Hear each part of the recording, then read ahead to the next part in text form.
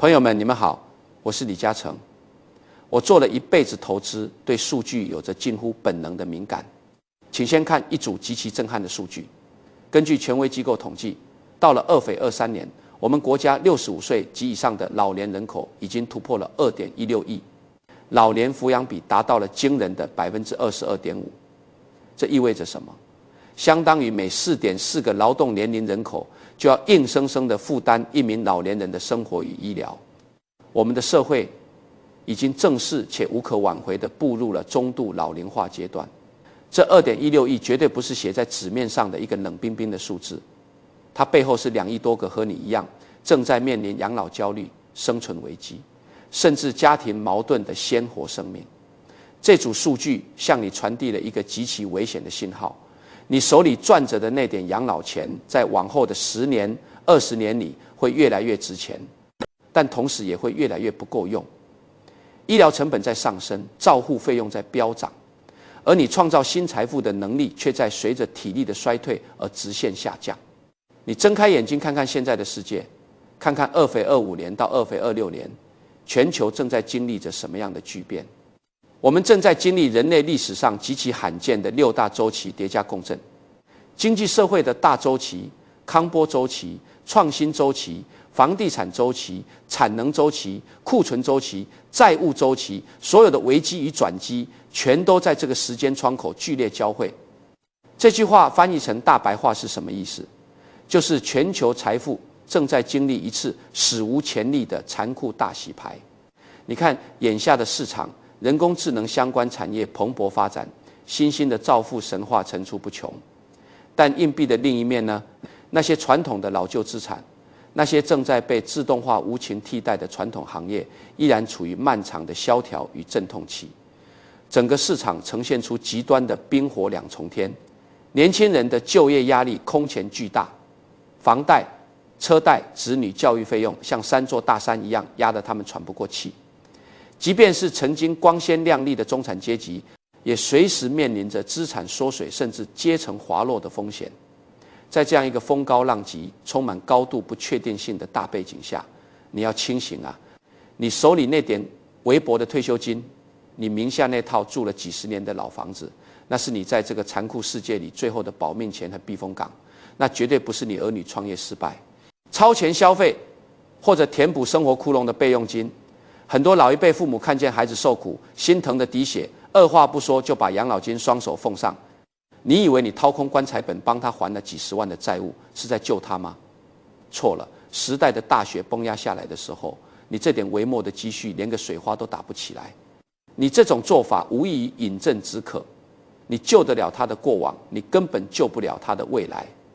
而当你把最后的子弹都打光了，等你日后体力不支，生病躺在病床上，甚至连翻身都需要人帮忙的时候，谁来救你？你那个被你惯坏了连自己生活都无法自理的孩子吗？记住商业谈判里的一条铁律：在经济波动期与资源紧缺期，你越是大方，你越是掏心掏肺毫无保留，对方越是觉得理所当然，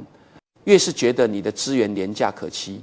大时代的洪流滚滚向前，他不会因为你满头白发就对你网开一面。晚年的尊严与体面从来不是靠你委曲求全、卑微付出换来的，而是靠你手里实打实的筹码、清醒的认知以及不可侵犯的边界感守出来的。既然局势如此严峻，既然一味的付出只会换来满身伤痕，那么为了保住你晚年的基本盘，不让自己沦为时代与家庭的双重牺牲品，我们必须立刻采取行动。接下来我要跟你详细拆解第一个商业级别的止跌动作，如何果断且优雅地斩断那些正在吸干你晚年福气的无底线经济倒贴。在商业投资的法则里，当一个项目出现结构性亏损时，最忌讳的就是抱有侥幸心理，继续往里面砸钱。正确的做法只有一个：立刻执行止跌动作，斩断亏损源。在你的家庭关系里，这第一个也是最核心的止跌动作，就是立刻停止无底线的经济倒贴。什么叫无底线的经济倒贴？就是没有任何规则，没有任何上限，没有任何附加条件的单方面金钱与精力输出。我给各位老伙计讲一个前阵子刚发生的真实案例。你看完这背后的逻辑，就会明白自己究竟错在哪里。有一位88岁高龄的老父亲，辛辛苦苦省吃俭用了一辈子，拉扯大了4个子女，结果到了晚年，自己腿脚不利索，行动不便了。这4个原本应该床前尽孝的子女，居然互相推诿算计，没有一个人愿意主动站出来承担赡养责任。大儿子说自己房贷重，2女儿说自己要带孙子，3儿子说当年分家不公平，小女儿说自己距离远。最后，这位88岁的老人被逼得走投无路，只能拖着病体，把4个亲生骨肉告上了法庭，硬生生闹到法院去强制执行赡养费。你想想看，这可是血浓于水的4个子女啊！法律条文把赡养义务写得清清楚楚、明明白白，为什么非要撕破脸皮对簿公堂？这份理所应当的亲情才能勉强兑现？这背后到底出了什么致命的问题？难道这4个孩子天生就是丧尽天良的恶人吗？说白了，根本原因极其刺耳，因为你这个当爹当妈的，在过去的几十年里实在是太好用了。你帮他们付头期款，帮他们还房贷，你出钱出力帮他们带孩子做家事，你甚至每个月一拿到那几千块的退休金，连件好点的外套都舍不得买给自己，第一时间就转给他们去补贴小家庭的开销。几十年如一日，你把自己活成了一种无限续杯的免费资源。当习惯成自然，他们在心理上已经把你当成了一个没有知觉、不需要回报的供养机器。而眼下这台机器突然老化了，不仅不能继续吐出钞票提供免费劳力了，还需要他们反过来往里面搭钱、搭时间、搭精力去维护。他们的第一反应当然不是感恩你过去的付出，而是嫌弃，是推脱，是觉得你成了一个巨大的累赘。你知道吗？在商业世界里，这种行为叫什么？这叫单边输血的非可持续性商业模式。任何一个只出不进、没有造血功能的企业，最终的结局只有一个，那就是破产倒闭。我们来看看世界上最顶级的金融机构是如何处理类似问题的。回顾美国那场历史上最激进的升息周期，美联储为了遏制失控的通货膨胀，在短短1年之内，硬生生把联邦基准利率从 0.25% 一路狂飙拉到了 5.5%， 累计升息11次，幅度高达525个基点。美联储为什么要下这么狠的重手？冒着经济衰退的风险也要这么做，目的只有一个，就是为了切断市场上那些无底线的资金透支，强行挤出资产泡沫。因为连美联储这个掌控全球美元印钞机的庞然大物都深刻的明白，放任无底线的透支，放任流动性泛滥，最终的结果就是整个金融系统的彻底崩盘。连印钞票的机构都要及时踩飞车，你呢？你1个月就那么几千块，万把块的退休金，你凭什么敢让你的孩子无底线的透支你？你以为你比孩子他爸他妈还了解他？不，你此刻毫无节制的溺爱，就是在帮他透支你晚年最后的尊严，同时也在亲手摧毁他独立面对社会残酷竞争的生存能力。我经常跟长江实业的高管团队讲，任何长久的关系都是需要强运营的。没有哪段合作关系是一开始就注定一辈子双赢的，它永远处于动态的博弈和经营之中。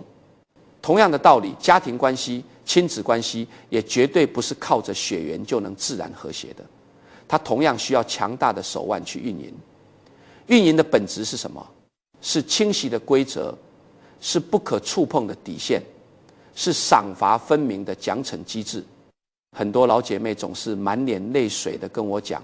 李先生啊，你说的都对，可我就这么一个独生子，我不给他，我这钱留着给谁啊？我100年之后，这些铜板还不是全都是他的。我这个老头子毫不客气地告诉你，你这种想法就是典型的自我感情绑架逻辑。你静下心来算一笔经济账，你的退休金是有天花板的，是每个月固定的死收入，而且随着你年龄的不断增长，你的身体状况是在不可逆转的走下坡路的。你未来面临的看病、吃药、请护工的潜在成本是一个深不见底的黑洞。反观你的孩子呢，他的欲望和需求同样是个无底洞。房贷、车贷、孙子的教育费、昂贵的补习班、出国旅游、换新款手机，这些开支是在不断膨胀的。当你的资源输出能力逐年下降，甚至即将枯竭，而他的资金需求还在疯狂增加的时候，你这个家庭的供需系统会不会崩盘？100%会崩。崩盘的表现是什么？就是他开始对你不耐烦，开始嫌你给的少，开始嫌你非说，开始指责你不懂事，甚至为了一点小事就对你大发雷霆。你听懂这背后的残酷逻辑了吗？走到这一步，不是你做错了什么事，而是你从一开始设定的这套免费倒贴的商业模式，就已经注定了家破人散的悲剧结局。那么具体该怎么破局？我现在给你立下3条红线，请你务必拿笔记下来，死死地刻在脑子里。从这一刻起严格执行。第1条红线，分清救急与救穷，坚决斩断固定补贴。在人际交往中，帮忙是一门高深的学问。什么叫救急？孩子突然遭遇重大疾病住院了，急需一笔手术费保命，或者遇到不可抗力的天灾人祸，这笔钱不拿出来，他的人生关卡就过不去。这种情况你可以帮，而且身为父母必须帮，但即便帮也必须要有账目、有规矩，要让他立下字据，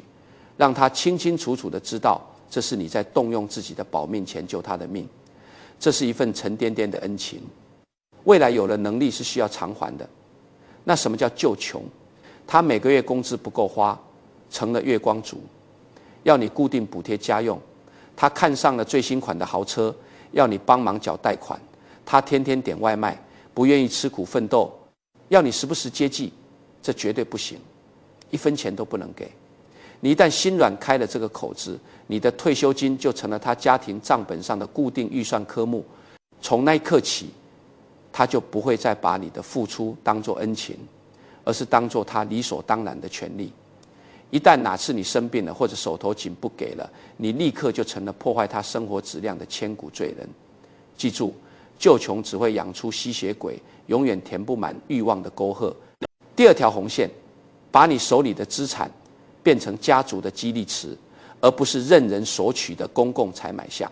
什么意思？你手里攥着的存款，你名下住着的房子，你必须拥有绝对的分配权和解释权。在多子女家庭，资源绝对不是谁哭得大声就给谁，也不是谁最会闯祸最败家就帮谁填坑，那是在奖励恶人，惩罚孝子。你要把家庭当作一个企业来管理，你的子女就是你这个家族企业里的员工。资源的分配必须看绩效指标，谁让我晚年过得安心，谁遇事有担当，能扛起责任，谁逢年过节真诚孝顺，而不是敷衍了事，我就把资源往谁那边倾斜。在商业管理里，这叫绩效导向的激励体系。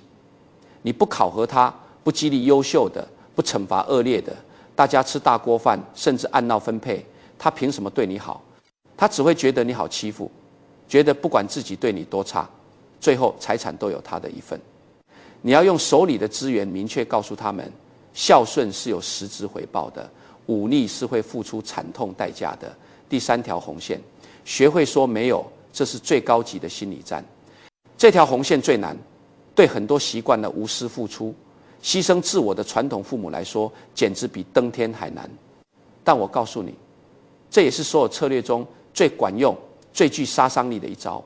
你一辈子都在对孩子说有给行，没问题，把所有的重担都自己扛下来。此刻开始，你要练习一项新技能，看着他的眼睛，心平气和但无比坚定地说出一个字：没，妈，我想换辆车，你支援我10万块吧。没有，我的钱要留着，日后请护工。爸，这个月房贷还差3000，你转给我吧。没有，我这个月要去报名老年大学。当你平静地说出第一次没有的时候，整个家庭世界的磁场都会为之一变，他们会震惊，会不适应，甚至会发脾气。这都不是让你一毛不拔、六亲不认，而是要通过这一次次的拒绝，在心理上给他们建立一个全新的健康的预期。长辈的财富和帮助是天大的恩赐，绝对不是你们可以随意透支的义务。我经营商业帝国这么多年，深知这套底层逻辑的威力。我要让所有跟我打底的员工明白，公司不是做慈善的养老院。你努力工作为公司创造价值，公司自然会给你丰厚的回报与期权。你想偷懒耍滑、混日子吸血，甚至损害公司利益，对不起，大门随时敞开，你立刻给我收拾东西走人。管理家庭在某种程度上必须有同样的杀伐果断。你把孩子当成高高在上的皇帝一样供养，万事有求必应，他就真的以为自己是主宰你命运的皇帝。只有当你狠下心来，彻底切断了无底线的经济倒贴，你才真正迈出了找回晚年尊严的第一步。守住你的钱袋子，就等于守住了你晚年的防御塔。但仅仅不给钱还不够，很多长辈虽然钱不给了，但嘴上却依然不依不饶，最终还是落得个被嫌弃的下场。这就引出了我们接下来的关键内容：如何在言语和生活边界上完成从总管到名誉董事长的华丽转身，切断了金钱倒贴。这只是替你晚年的生活止住了不断外流的鲜血。但很多老伙计面临的另一个巨大难题是，钱我不给了，但我这张嘴就是停不下来。很多长辈比缺钱更致命、更让人抓狂的是缺乏话语权以及随之而来的强烈失落感。所以接下来我要跟你讲的第二个止跌动作，可能会彻底颠覆你过去几十年的传统认知，立刻停止对子女生活的过度干涉与无效说教。我见过太多这样的老人了，哪怕到了七老八十，只要一见到30、40岁，甚至已经为人父母的孩子，那张嘴就像上了膛的机关枪一样，开始漫无目的的扫射。天气凉了，怎么不多穿件衣服？跟你说了多少次，露脚踝老了会得关节炎，你怎么就是不听？别总吃那些没有营养的外卖了，外面的油多脏多不健康。我辛辛苦苦熬了一上午的汤，你怎么一口都不喝？你怎么又想换工作了？现在大环境这么差，赚钱多难啊！你怎么这么不懂事，一点都不求稳定？你看看你找的那个伴侣懒成什么样了，家里乱得像猪窝一样，地也不扫，碗也不洗。老伙计们，我平心静气地问你一句，你说的这些话是对的吗？从长辈的经验来看，绝大多数都是对的。你说这些话的出发点是为了他好，为他着想吗？苍天可见，100%是为他着想。但残酷的现实是，你这番苦口婆心的结果是什么？结果是他极度烦你，是他找各种拙劣的借口躲着你，是他逢年过节回到家，宁愿像个木头人一样坐在沙发上无脑滑手机、玩游戏，宁愿去门外抽齿，也不愿意抬起头跟你多待10分钟，多说一句交心话。为什么会这样？难道真的是这代年轻人全都没有良心吗？不是的，是因为你没有想明白一个极其深刻的社会学底层逻辑。在家庭这个微观系统里，权力、影响力和话语权是此消彼长的。你越是企图用无休止的唠叨来控制他，他越是觉得你是一个毫无价值的噪音制造机，你越是靠不停的说话来刷存在感，他越是觉得你是一个沉重的精神负担。有一句话我说出来可能不太好听，甚至会刺痛很多长辈脆弱的自尊心，但为了彻底打醒你们，此时此刻我必须讲真话。在商业世界和权力游戏的最高殿堂里，沉默才是最高级别的威慑。你去仔细观察一下社会上那些真正的富人，那些顶级的企业家，那些真正有威望的家族大家长，你会发现一个惊人的规律：他们平时往往话非常少。这绝对不是因为他们口才不好，不会说话，而是因为他们深知一个道理：话语一旦说多了，分量就轻如鸿毛了。你一张口就停不下来，你的每一句关心、每一句指责、每一句大道理，就变成了廉价的背景噪音，变得一文不值。当你什么都想管、什么都要念的时候，你其实已经失去了对大局的掌控力。很多年前，当我决定将庞大的长江实业商业帝国交棒给年轻人的时候，我跟我的高管们讲过一个极其重要的管理哲学。在一个组织里，当你的身份从前线冲锋陷阵的执行长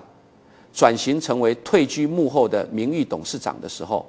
你要学会的最重要的一件事就是闭嘴。闭嘴不代表你不管了，不代表你彻底放弃了这个家，你是要换一种方式去管。你不再事无巨细地插手每一个日常决策，而是站在一个更高维度的层面，把家族的大方向定下来，把做人的底线原则定下来，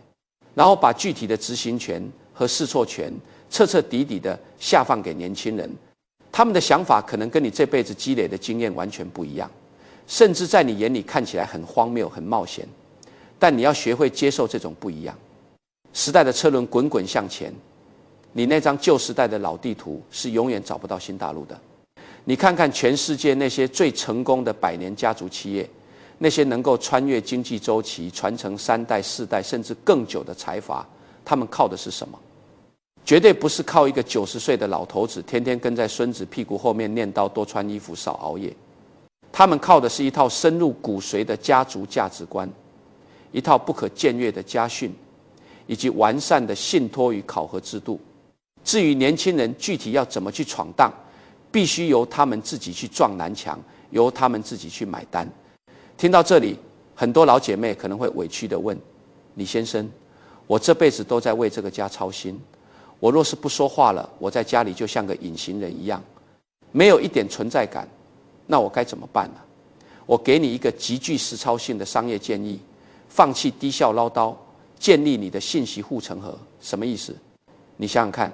为什么孩子年幼时对你言听计从，把你当成无所不能的神？因为那时候你懂的东西比他多，你掌握着他的生存资源，他遇到任何问题都必须依赖你。那为什么他成年了，步入社会了，就不听你的了？因为这个社会变了，他懂的东西你完全不懂，他能干的事你一件都干不了。在信息获取和生存能力上，他已经对你形成了彻底的降维打击，他不再需要依赖你了。这就是残酷的现实，你必须勇敢承认。所以你要做的绝对不是靠重复的唠叨去强刷存在感，而是要保持甚至重建你的不可替代性。我讲几个真实的数据和例子，一定能震撼到你，打破你对衰老的刻板印象。你知道在眼下的时代，有多少被认为落伍的老年人，在短影音平台上找到了自己人生的第二春，甚至让年轻人都顶礼膜拜吗？一项权威研究数据显示，单单在某个主流短影音平台上，60岁以上的银发创作者已经累计产出了超过6亿条高质量的影片，收获了超过400亿次的点赞。在另一个生活方式分享平台上，60岁以上的活跃用户规模早已突破了3000万，老年创作者数量在短短2年内激增了3倍，累计发布图文超过1亿篇，粉丝超过100万的银发达人比比皆是。其中有几位顶流长者，粉丝量更是超过了3400万，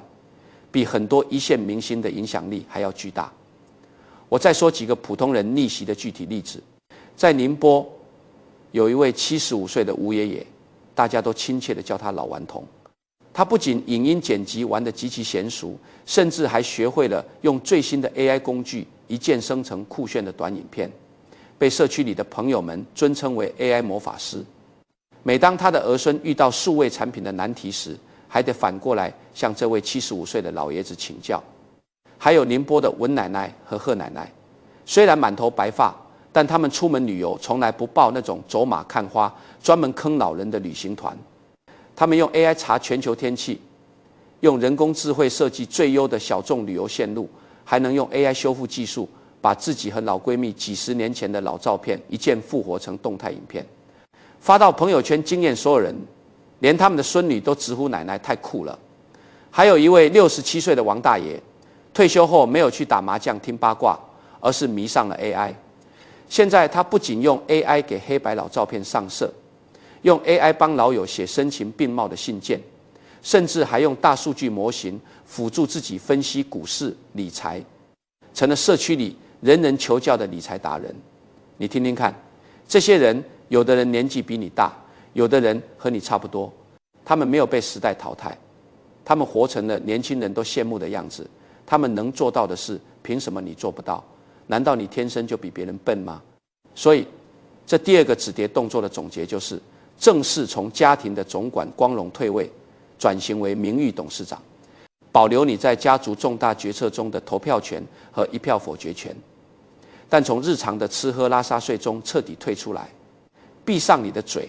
收起你的说教，保持高深莫测的神秘感，把原本用来唠叨的时间拿去学习新事物，努力去填平甚至制造新的信息差。你记住一个真理，你越是把自己活成一个与时俱进、充满好奇心、灵魂有趣的人，你的孩子就越会被你吸引，主动想要靠近你，请教你。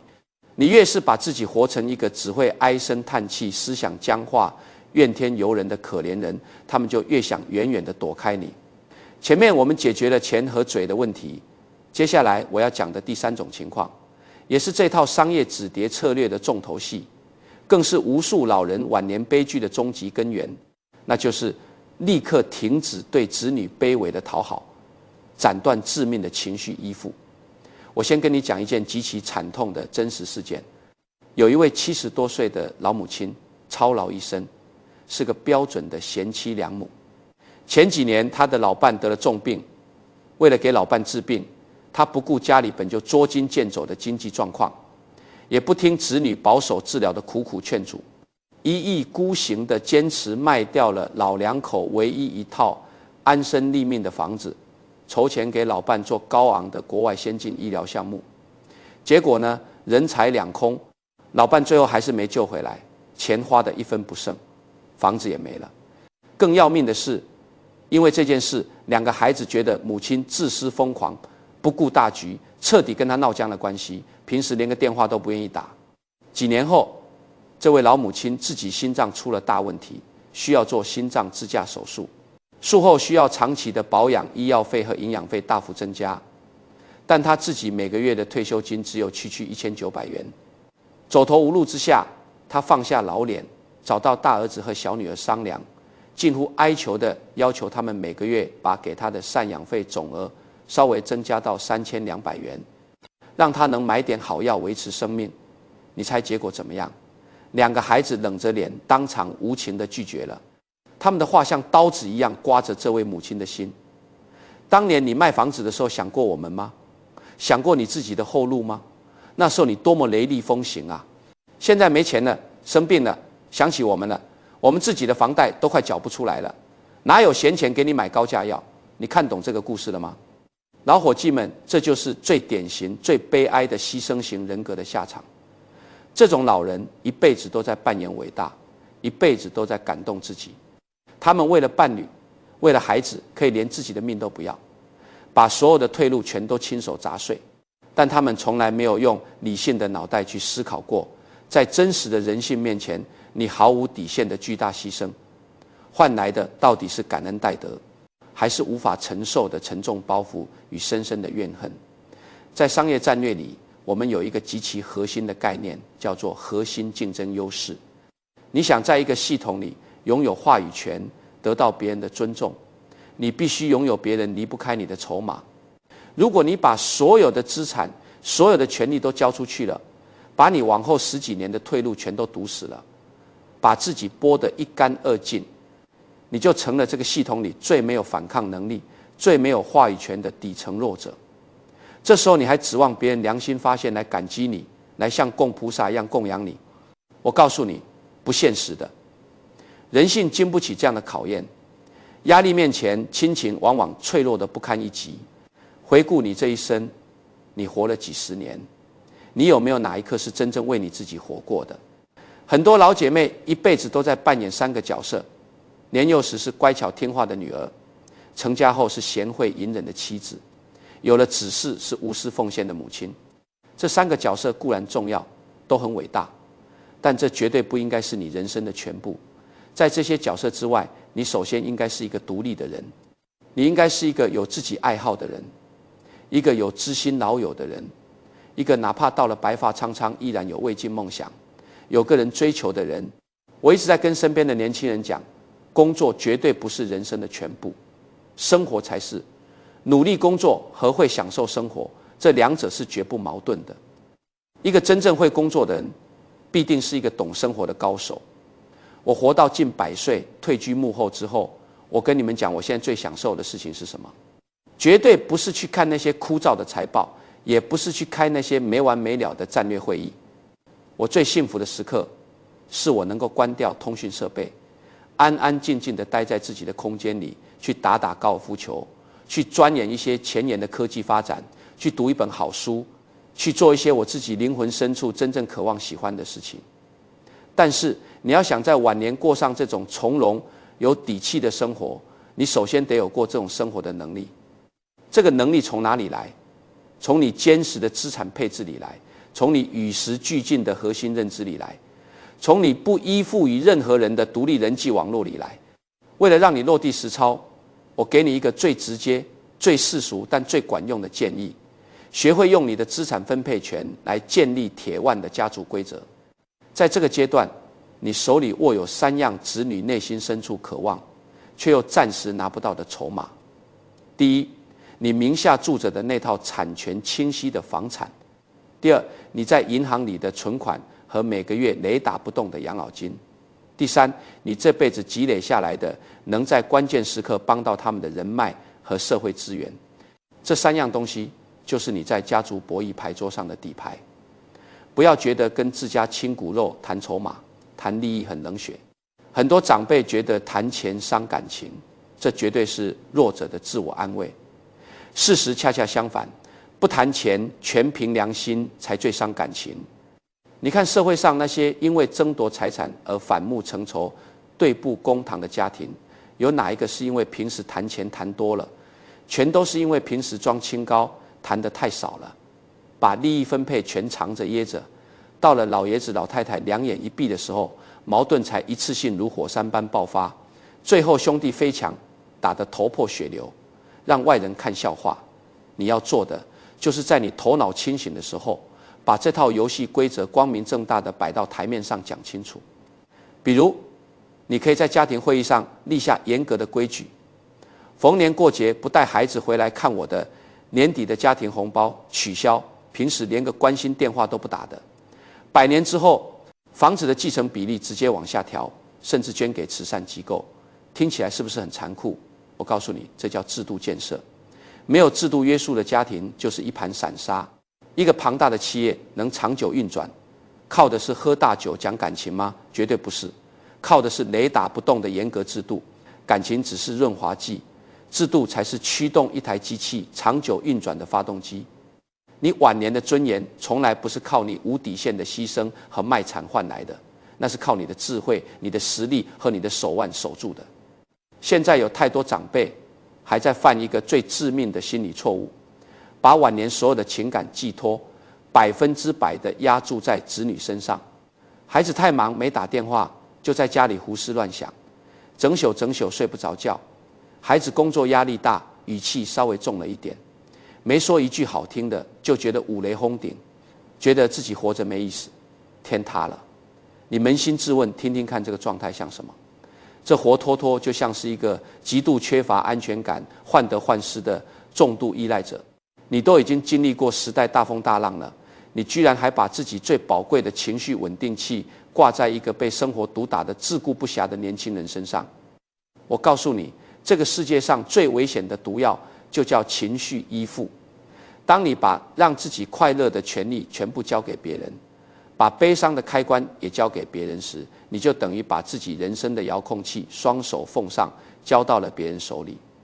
他按下暂停，你的生活就陷入死寂；他按下快进，你就跟着焦虑不安。你对自己的人生还有半点主权吗？你总是哭着说你很爱你的孩子，你愿意为他掏心掏肺付出一切。但我要极其严肃地反问你一个触及灵魂的问题：一个连爱自己都不会，连自己的尊严都守不住的人，他真的有能力去给予别人高质量的爱吗？你自己天天在家里过得苦哈哈的，省吃俭用，满脸怨气。你的孩子下班回来，看到你这副苦大仇深、随时准备牺牲的样子，他心里会轻松吗？他只会觉得窒息。你以为你这是在为他好，实际上你是在用自己的苦难和道德枷锁来深度绑架他。这个心理学的底层道理，很多人一辈子都参不透。所以这第3个动作，我送给你4个字，这4个字重若千钧，活出自己。你记住，你不是你家孩子的附属品，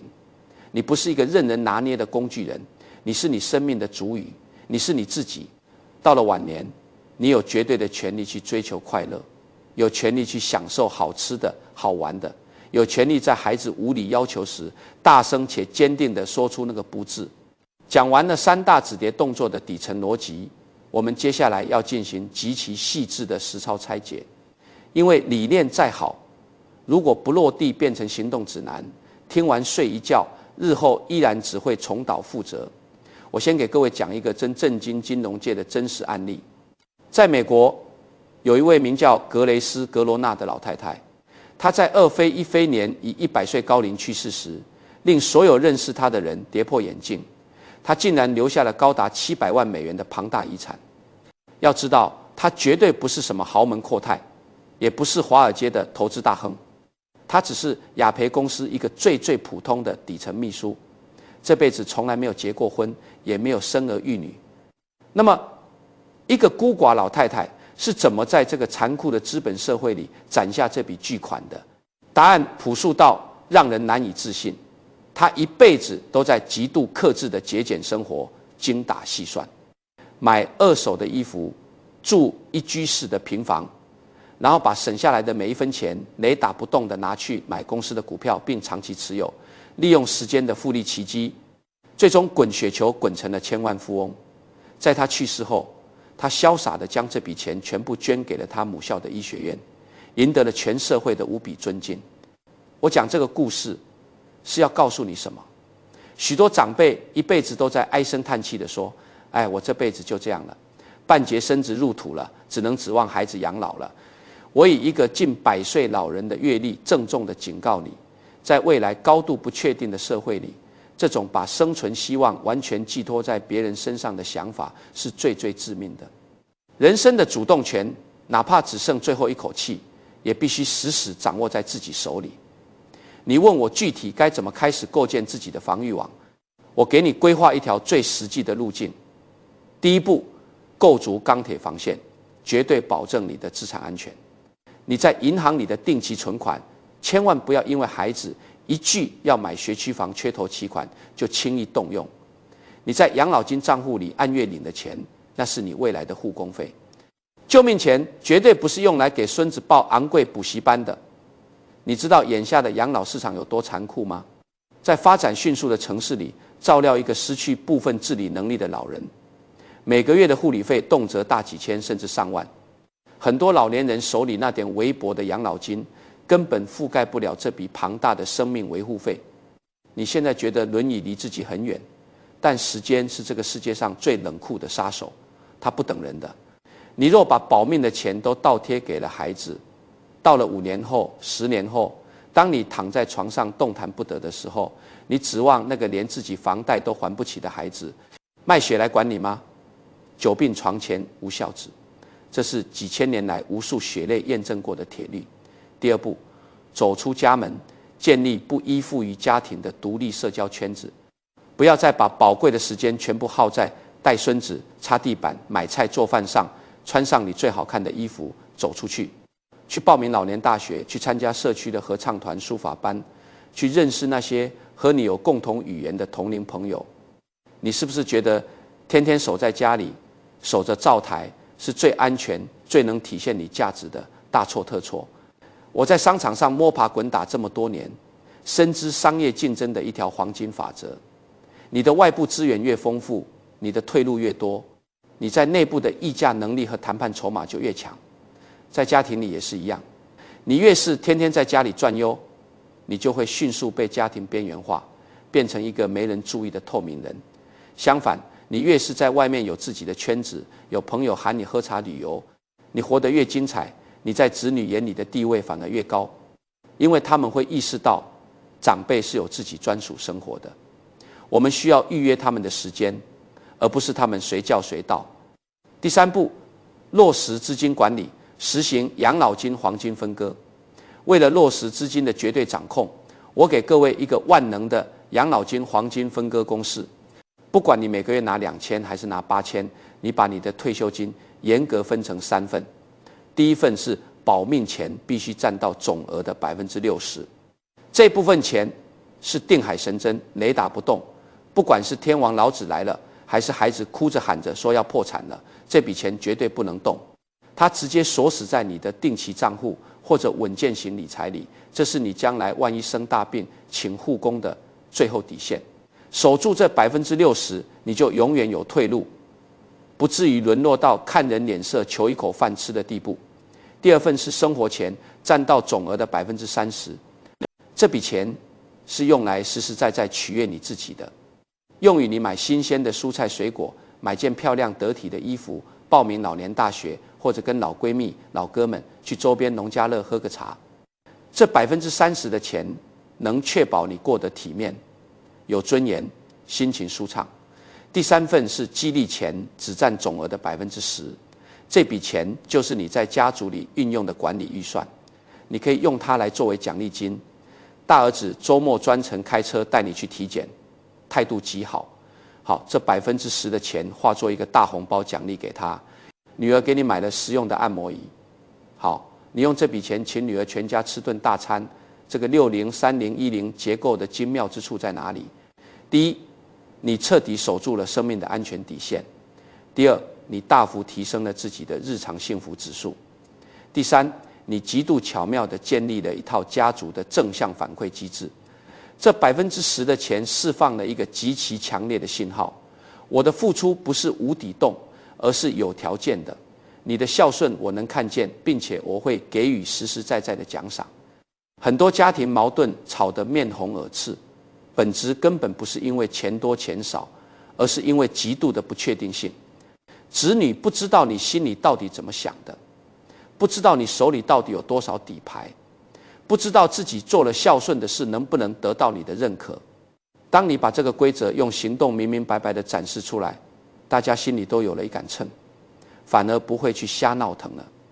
你要让你的子女清楚知道尽到什么程度的责任，能得到长辈的什么反馈，做出了忤逆不孝的事，会面临什么样的资源剥夺。这绝对不是父母对孩子的冷酷无情，这是成人世界里最基础的公平与契约精神。我知道讲到这里，肯定有成千上万心软的父母会在心里摇头：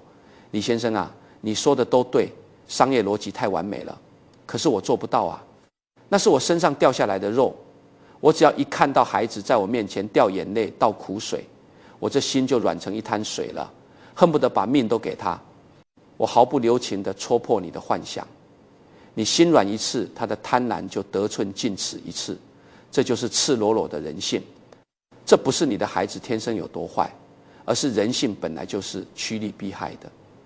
你让他习惯了，只要一伸手、一哭穷，就能不费吹灰之力拿到几万块钱，他还会愿意辛辛苦苦去打田赚钱吗？你让他习惯了，永远有一把巨大的伞替他遮风挡雨，他就永远是一个在心理上没有断奶的巨婴。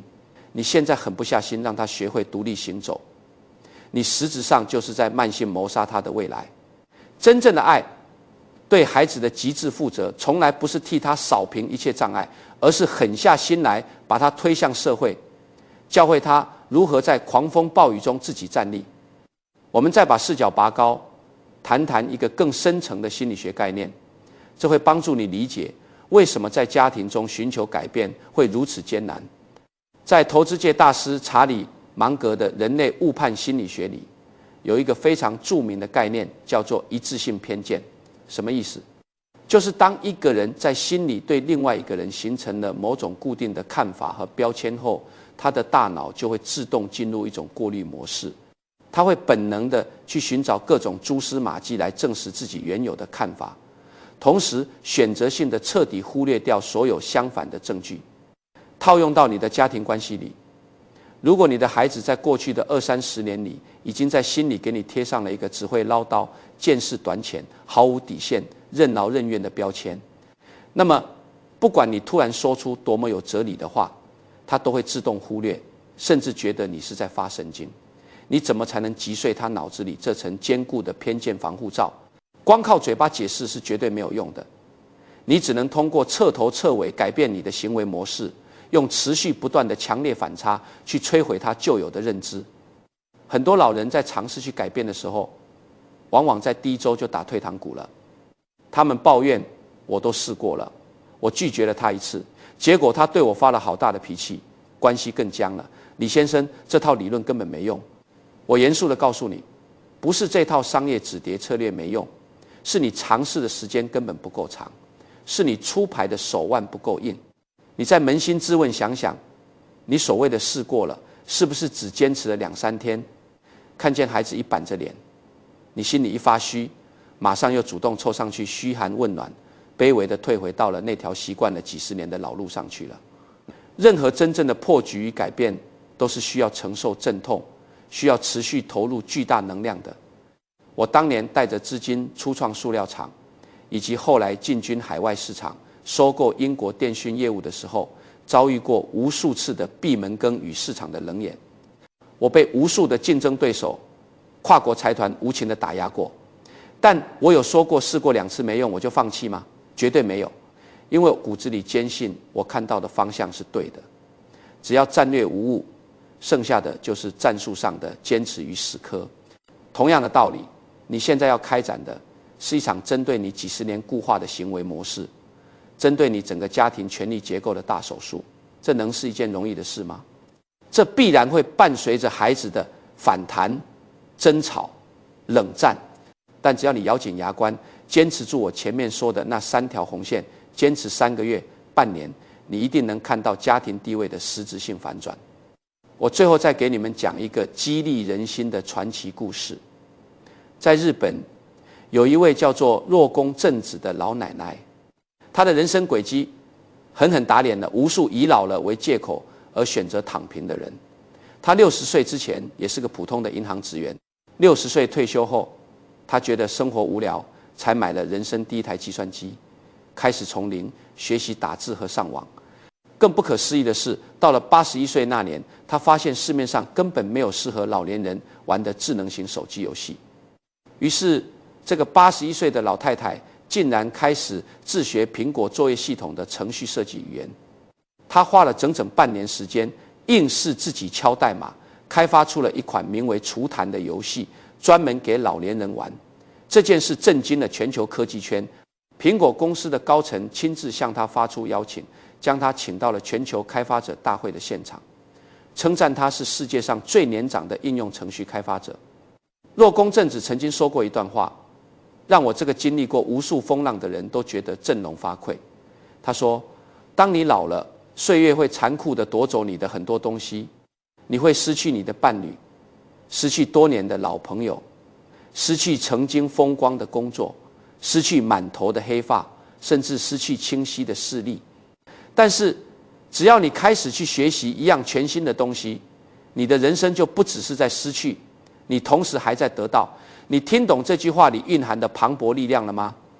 你失去的青春，你衰退的体力，不可避免的生老病死，这些都是大自然的客观规律，你根本控制不了。但是你得到的东西却完完全全是由你自己的意志来决定的。你决定去学习一项新科技，你就实实在在地得到了一项傲视同龄人的新技能。你决定推开家门去参加一个长者读书会，你就得到了一个能听。你倾诉的新朋友和一份久违的快乐，你决定花点钱去一个你年轻时就梦想去的地方旅行，你就得到了一段让灵魂震撼的新经历。这些源源不断的得到，会像温暖的阳光一样，一点一滴的慢慢的填满你因为衰老和分离而带来的那些空洞。如果你还整天把自己困在那个70、80平的钢筋水泥盒子里，天天怨天尤人，盯着孩子回不回家，为了一点菜钱跟老伴吵架，你觉得你活着的岁月值得吗？这不叫活着，这叫在喘气。我这辈子做生意，外面有很多人指责我说李嘉诚这个人眼光太毒，布局太深，但我心里跟明镜一样清楚我在做什么。我不是在瞎折腾，我是在为未来10年、20年的宏大格局提前布局。我是在为一个连他们都看不懂的伟大目标做准备。你现在的人生阶段也是一模一样的。你狠下心来拒绝孩子的啃老，你狠下心来把钱存在自己的账户里，你把精力从子女身上抽离出来，投资到自己大脑里，你绝对不是自私，你这是在为你自己生命最后的也是最关键的10年、20年进行终极布局。这场人生的压轴战役，你布局的好，你的晚年就是金碧辉煌的，是从容不迫的，是被所有人敬畏和尊重的。你布局的差，依然软弱退让，你的晚年就是灰暗悲惨的，是看人脸色的，是连护工都敢给你脸色看的。选择权这辈子最后一次实实在在的握在你的手里，绝对不在你孩子的手里。朋友们，老伙计们，我已经把这套晚年防御体系、商业级别的止跌策略和盘托出。按理说，话说到这个份上，该懂的人自然会懂，装睡的人永远叫不醒。但我深知，几十年的传统观念，就像生长在骨血里的藤蔓，不是1、2篇文章就能彻底拔除的。我知道，哪怕你看完了前面的所有策略，甚至在心里暗暗发誓要改变，但只要一闭上眼睛，你的脑海里依然会浮现出一个终极的灵魂拷问：李先生，您是首富，您拥有数不尽的财富，您可以设立家族信托来保障后代，可我们只是平头老百姓，我们攒了一辈子的这点血汗钱，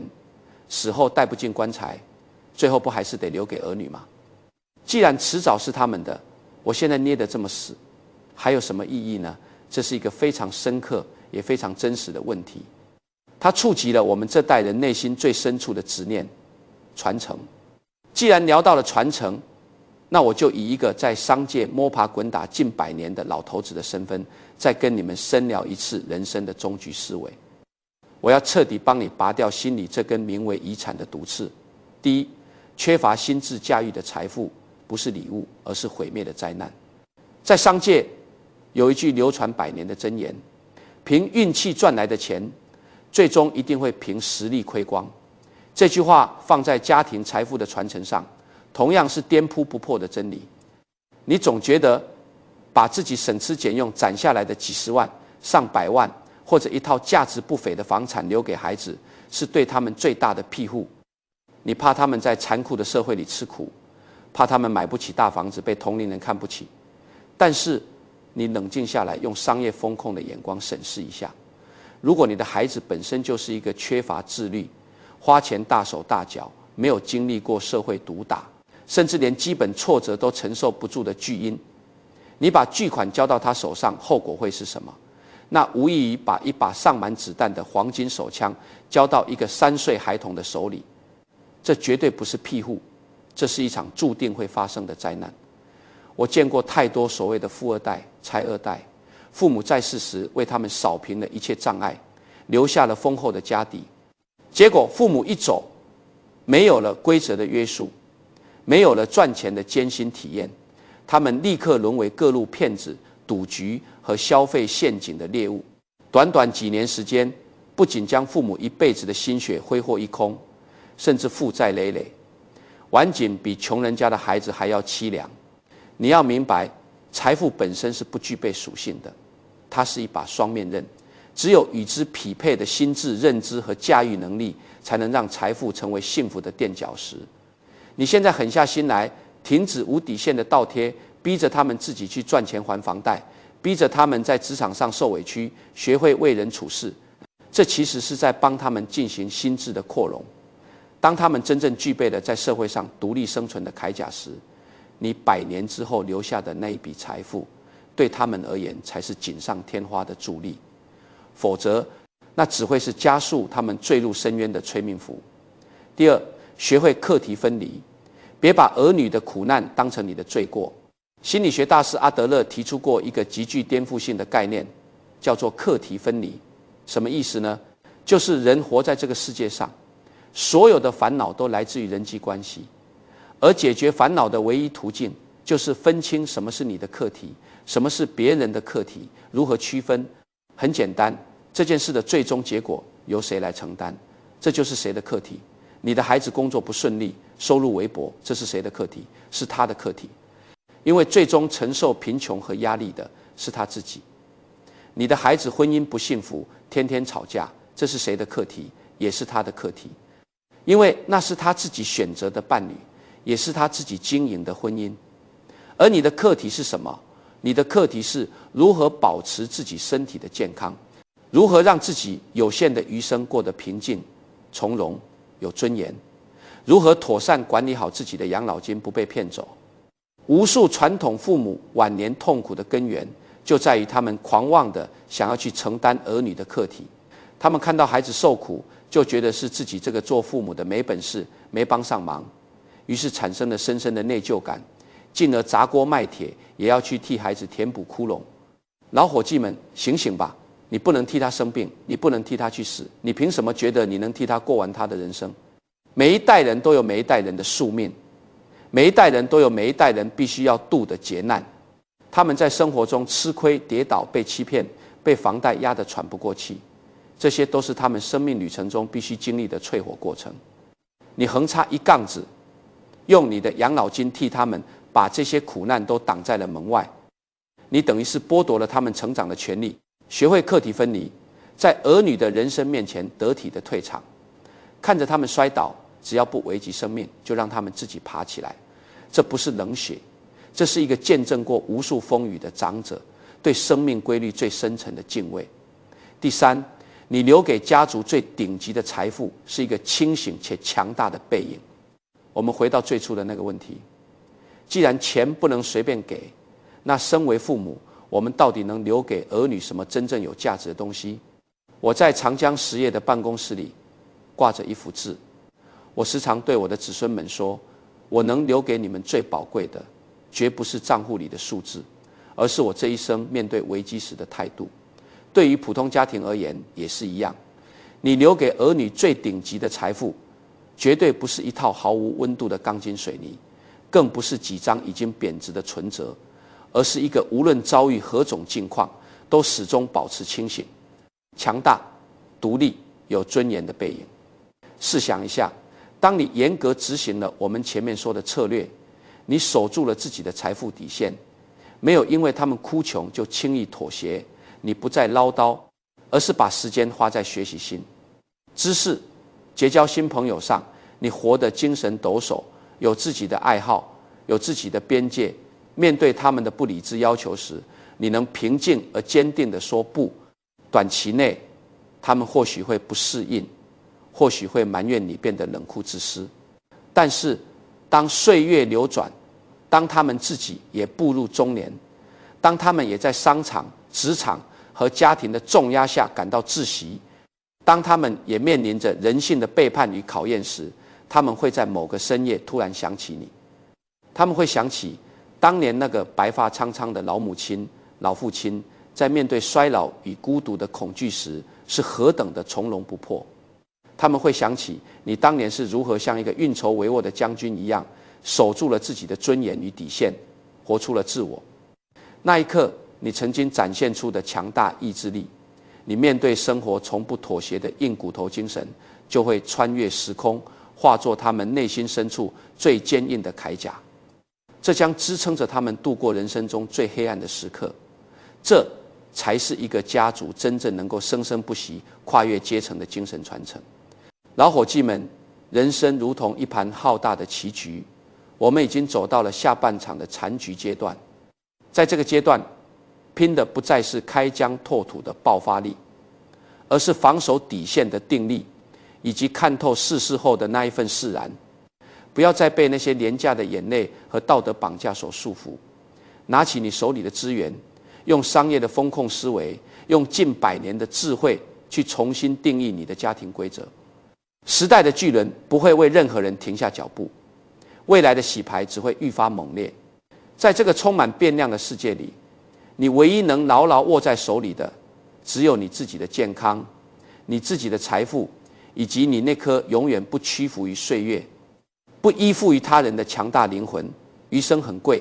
每一分每一秒都不该浪费在无休止的内耗与卑微的讨好上。去吧，从此刻开始，去整理你的银行账户，去推掉那些消耗你的家务，去报名那个你一直想去但没去成的兴趣班，去直视你儿女的眼睛，平静地宣示你人生的主权。我曾经说过，商业的道路上充满荆棘，眼前的困难只是考验，跨过去便是广阔天地，但绝大多数人都倒在了黎明前的黑暗里。此时此刻，老伙计们，你们就恰恰站在了这个人生的转折点上。你如果继续沿着过去那条毫无底线、无限倒贴的老路走下去，你的未来一定会比此刻更残酷，你的家庭矛盾一定会走向无可挽回的总爆发。但是，如果你听懂了我的话，拿出魄力，改变方向，走上一条规则分明、精神独立的新路，你就一定有极大的可能迎来你晚年那无比美好的骄阳。这条新路到底是什么？我们最后再死死地复习一遍这3大止跌动作。第一，不再无底线经济倒贴，分清救急与救穷，建立家族激励机制。第二，不再过度干涉与无效说教，退位名誉董事长，保持沉默与信息差。第三，不再卑微讨好与情绪依附，拿回情绪遥控器，活出精彩的自我。守住你的钱袋子，守住你的边界感，守住你的学习力，守住你的交际圈，把你这把已经燃烧了几十年的老骨头重新淬火，活成一个散发着智慧光芒、有着强大吸引力的长者，而不是一个可怜巴巴等待别人施舍关爱的家庭代价。时代的大洗牌并不可怕，科技的革命也并不可怕，真正可怕的是你在自己大脑清醒的时候，主动把生命的主权、把尊严的底线交给了别人的脸色来评判。